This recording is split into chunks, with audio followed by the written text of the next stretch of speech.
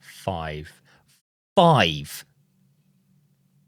We just slapped up Man City, the best team in the world over the last few years, right? With academy players. With two academy players that have barely any minutes played. I mean, it's hilarious. It's fantastic. It's brilliant. I'm the happiest I've been after an Arsenal game in quite some time because it was just such a moment for us. I'm not saying we're going to go on and win the league now. Liverpool look great, okay? But this just gives us a bit of hope. It keeps the momentum. The hope is there. The season's alive. It's breathing, barely. It's barely breathing, but we just had to put in a really strong performance today and get the 3 points. I would have taken the crappiest 1-0 win. Fine. I would have played like rubbish, had one shot on target and won it in the 90th minute. Fine. But to win 5. Stay humble, eh? Unbelievable. And look, I'm going to start off with a couple of the negatives because I don't want to talk about them too much. And then the positives will completely throw the negatives out. Havertz missing that chance is unforgivable and well, I say unforgivable. I do forgive him because he scored. If he didn't score later on in the game or if we didn't win, it's not good enough. People saying he's not a striker, doesn't matter. Centre-backs, goalkeepers, right wingers, centre mids, doesn't matter. If you're a professional footballer, you score that. Simple, okay? So that's one negative out of the way because otherwise, Havertz obviously did quite well to get his goal, to get his assist. Well done. The other negative as well, we are so good at flipping teams and going on counters and the turnovers are fantastic. We're so good at that. But do you know what we're really bad at? Putting those moments away and actually taking advantage of the turnovers. But then we saw in the second half the opposite of that, where we were actually. So what I'm trying to say is at half time, this was a huge negative for me, that we're creating those moments, as always, where we're turning over play, we're countering, we're doing really well to nick the ball and go, right? It's not necessarily a typical counter-attack with Arsenal, but the way we're creative and shift the ball between different areas of the pitch is very difficult to get back into position against us. But then we just don't seem to have that last touch, that last pass, that the finish, right? The finisher. But in the second half, we did. So that's it. Those are the negatives out of the way for me. Let's have a look at the lineup really quick because actually before the game kicked off, I was a little bit concerned that we were starting Lewis Skelly, only because it is such a big game and he's such a young player. But my God, was I wrong. How? 18! 18! And he's just walking into their box and weak foot, finessing it. Keeper gets a little touch. Just to see academy players coming through and doing that. And sorry for the coughing. I'm still struggling a bit with it. Waneri, he's done it again. Did it in the Champions League. And then he's done the exact same thing. Vardiol, Stones, Akanji. Hello? Professional football players at a very high level. Vardiol, one of the best left-backs in the world. Goal-scoring defender. Brilliant. John Stones has been epic. His career is just incredible. How are you getting done like that, boy? How? How are you letting a 17-year-old who literally did it a few days ago do it to you? That's embarrassing. Ortega, like, you've got to see that coming. Like, Waneri was not going to do anything else. Have you ever seen Arjen Robben play Ortega or any of the defenders? Kovacic, did you see Robben play? It's the exact same thing. And I guess their argument would be it's such good quality you can't defend against it. But to have that exact goal be watchable for the last few days as they've prepared for this game, to then concede it is hilarious. Literally in the exact same position, he's just curled it bottom left. Thomas Partey was player of the match for me.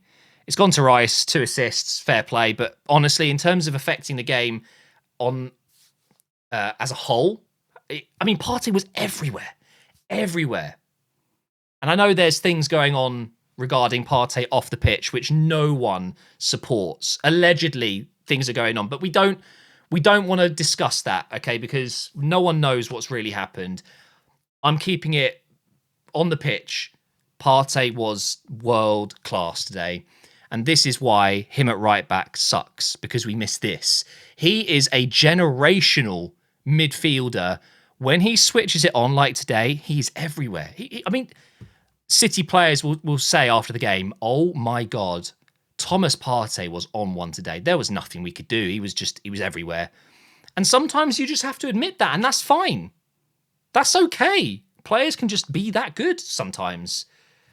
Ødegaard didn't have a particularly great game. Got his goal. I think he's struggling at the moment. I can't think of a bad performance though. I don't think Ødegaard was bad. I just don't think he had a great game. Trossard was brilliant defensively. He got back and helped out so often. And Lewis Skelly, without doubt, would struggle, I think, without Declan Rice there. I think that definitely helps. And having such an experienced, still young-ish defender like Gabriel, who's 26 now? Is he 26? 27. So Gabriel, who's going into his prime soon, I mean, how scary is that? I was just saying this on the stream, that you're looking at a team with arguably 1, 2... It is maybe Raya a little bit, but goalkeepers go on for a lot longer. You got 2 players over the age of 30. It's frightening. Martinelli, 23. Havertz is, 24? 25. Ødegaard's 25. Okay, he's 26. Okay, hang on. Time is going too quickly. It's my birthday tomorrow. I'm 32. Frightening. Rice is 25? 26. Look, Saliba's 24. He's 23. Do I know any of these players' ages? 23? Yeah. It's still a ridiculously young squad on average. And a lot of these players are going into their prime in a year or 2 or 3. Scary. It's a scary thought for others. Because you look across the other top teams, you look at Liverpool, for example. Oof, they've got a real task regenerating some of these players that will leave. I mean, Trent's young, but he's going to leave. They're going to need to find a right back. But Van Dijk, obviously, Salah potentially is going to be gone as well. I mean, they have an aging squad in some of these areas, but they are leaving, so they will have an opportunity to replace them. Chelsea, it's kind of a young squad, I guess. I'm trying to think of the other teams right now with older players. Maybe it's not as bad as I actually thought, but what I do love about Arsenal over the last few years, since Arteta's come in, really, we've sprinkled in a few experienced older players, likes of Jorginho, Partey, whatever, but really we've invested in young players that we're yet to see the best of, creating something amazing.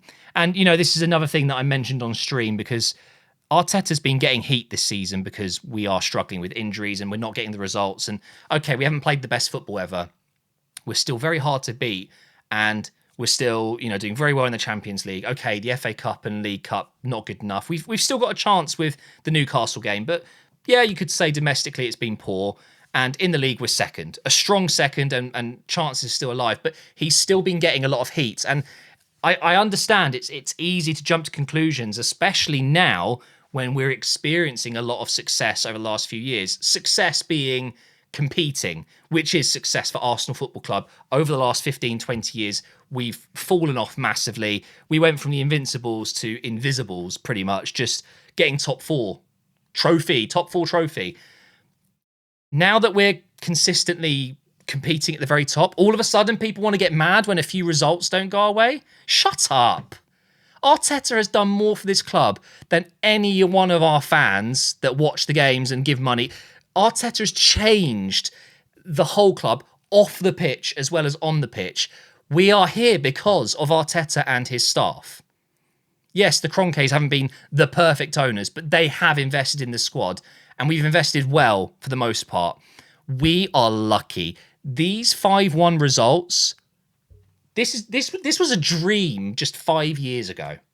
3 years ago, 4 maybe. We're beating Man City 5-1. This just doesn't happen to Arsenal. But Arteta's made it a reality. It does happen now. We do compete with the best teams. So anyone that's frustrated and upset with the season, I get it, but you cannot, and I will not accept Arteta out shouts. It's ridiculous to me. Do you know how close we are with this squad? We are so close to being true greats.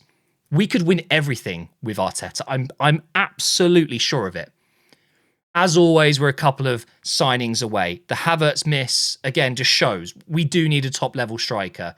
With injuries and, Saka being out, obviously it's a massive miss. We do need a winger. We do need a central midfielder with Jorginho and Partey leaving. We will need a centre-back. Yes, but these are all things that Arteta can do to a very high level. He has proven he gets transfers right.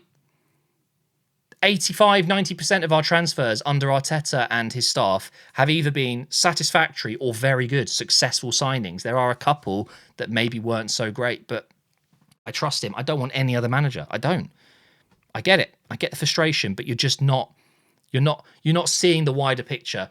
Football is obviously a business foremost for the guys in suits, but it's about winning trophies. And yes, we're not winning trophies, but we're like the tip of this finger. I don't want to turn this finger around. We're this close. It's so close.